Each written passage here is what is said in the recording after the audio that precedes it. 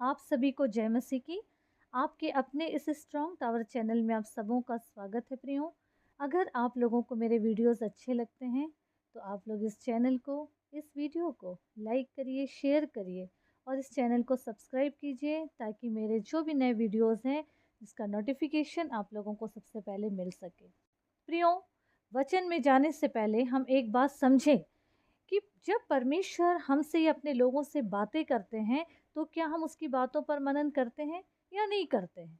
जब प्रभु हमें दुख उठाने के लिए कहते हैं तो क्या उस वक्त हम आनंद करते हैं। प्रियो, अगर हम वचन से देखेंगे कि इज़राइली जो खुदा के चुने हुए लोग हैं वही लोग मौज मस्ती में लगे हुए हैं और परमेश्वर को भूल गए। अगर हम यशाया उसका 12 और 13 पद पढ़ेंगे तो वहाँ पर क्या लिखा है। उस समय सेनाओं के प्रभु यहोवा ने रोने पीटने, सिर मुंडाने और टाट पहनने के लिए कहा था, मतलब दुख उठाने को कहा था। परंतु क्या देखा कि हर्ष और आनंद मनाया जा रहा है।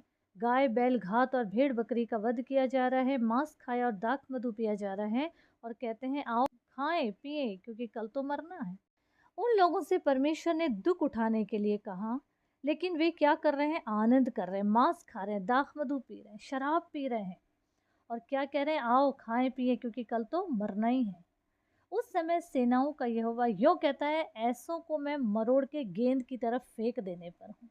प्रियो, ये बात उस समय की है, पर आज अगर हम देखें जिस पद पर या जिस ओहदे पर या जिस चीज़ पर हम घमंड कर रहे हैं, जिस बात की ओर हम फिर रहे हैं या उसमें गुम हो गए हैं, वो सब खुदा हमारे जीवन से अलग कर देने जा रहे हैं या अलग कर देंगे। और जब वो न्याय आसन में बैठेंगे, जब वो न्याय करेंगे, तो अगर हम यशाया 24 अध्याय पढ़ेंगे तो उसमें क्या लिखा है। अगर हम पहले पद से देखें तो लिखा है, सुनो यहोवा पृथ्वी को निर्जन, सुनसान और उलट देने पर है और उसको सब तितर बितर कर देंगे उसके रहने वालों को। पृथ्वी शून्य और सत्यानाश हो जाएगी क्योंकि यहोवा ने ये कहा है, उसके रहने वाले दोषी ठहरेंगे।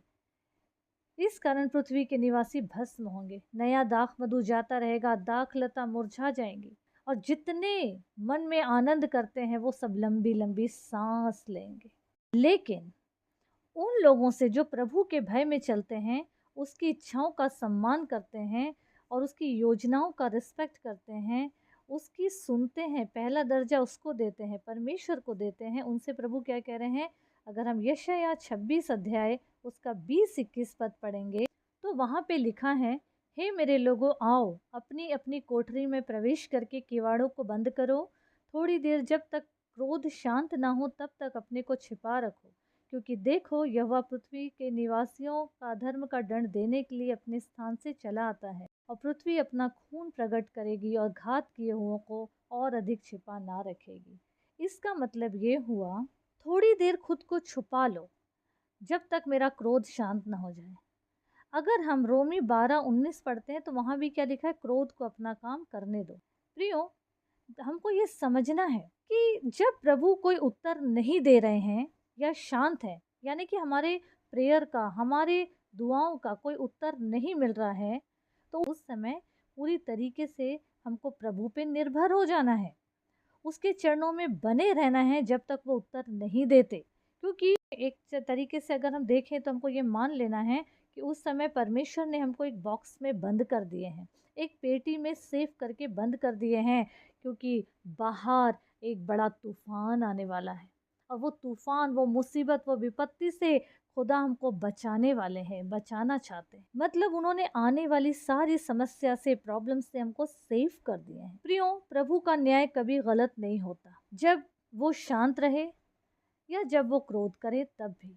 इसलिए खुद को दीन करें और प्रभु के साथ चलते रहें, उसकी इच्छाओं पर चलते रहें, पूरी तरीके से उसको अपना काम करने दें, उस पर निर्भर हो जाएं, उसकी बातों को अहमियत दें, उसका सम्मान करते हुए प्रभु में आगे बढ़ते जाएं। वही हमें गाइड करते रहेंगे और अपनी महिमा का वजह बनाएंगे और जो उसकी योजना में है उसको हम करते जाएं और परमेश्वर के संग बने रहें, ताकि हमारा जीवन परमेश्वर में मजबूती से बढ़ता जाए और कोई भी ऐसी ताकत हमें हिला ना सके, कोई भी ऐसे रोकने उलझाने वाली बातें हमें उलझा न सके जो हमारे और प्रभु के बीच दूरियां ला दे। इसीलिए प्रभु की बात सुनिए, और प्रभु के साथ साथ बने रहे और उसकी महिमा का कारण बनते जाएं। प्रभु इस वचन के द्वारा हर एक को बहुतायत की आशीष दे। आमीन आमीन।